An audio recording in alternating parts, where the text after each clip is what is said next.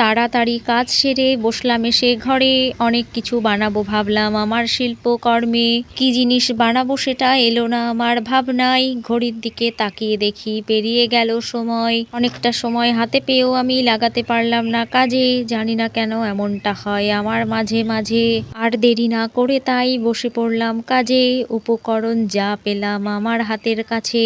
মেয়ের একখানা বাঁকা চুড়ি নিলাম আগে কেটে, আর একটু আমি বাঁকিয়ে নিলাম এসের মতো করে।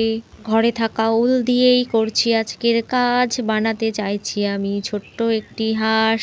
দিনটাকে নষ্ট করে মন খারাপ হলো ভারী। ছোটখাটোই কিছু বানিয়ে নিলাম অমনি তাড়াতাড়ি।